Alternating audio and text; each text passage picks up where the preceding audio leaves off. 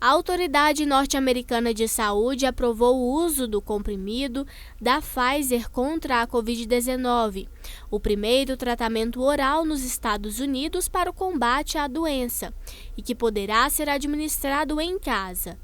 Até agora, todos os tratamentos nos Estados Unidos contra a Covid-19 eram administrados por injeção ou por via intravenosa.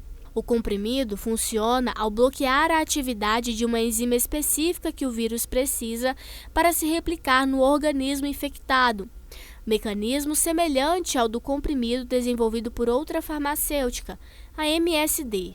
Esse composto ele serve para inibir uma enzima que o vírus precisa, né? Os vírus de RNA, que é o caso do coronavírus, geralmente eles produzem uma proteína grande que precisa ser pós-processada para gerar as proteínas funcionais menores, né? Que vão ser utilizadas para construir o envelope viral, a proteína spike, tudo isso vem do pós-processamento dessa proteína grande. Então esse composto ele inibe a enzima que vai fazer esse pós-processamento. Então você acaba não tendo as peças fundamentais para o vírus construir novas partículas virais e espalhar.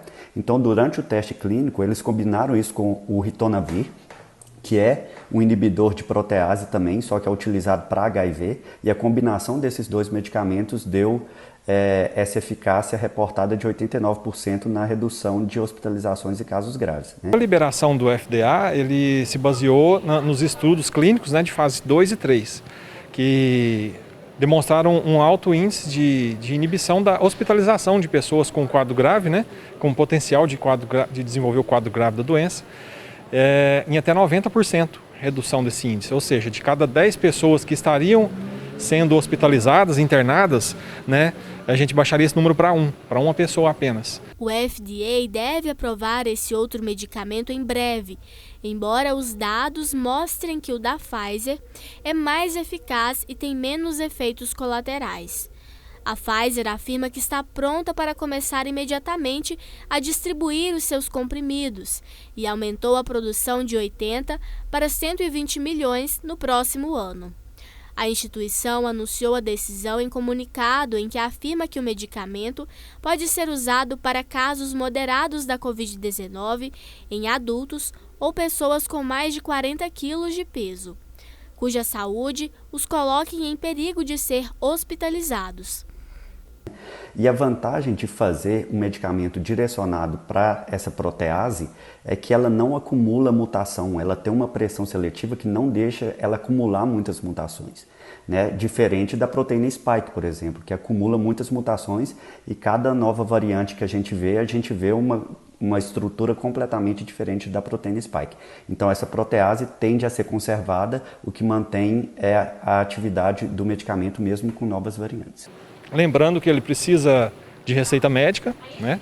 Tem que ser prescrito pelo médico, que vai avaliar os riscos e os benefícios, porque afinal de contas tem efeitos colaterais, vários efeitos colaterais, poucos deles podem ser considerados graves, mesmo assim tem, né? Então assim, é avaliado o risco-benefício.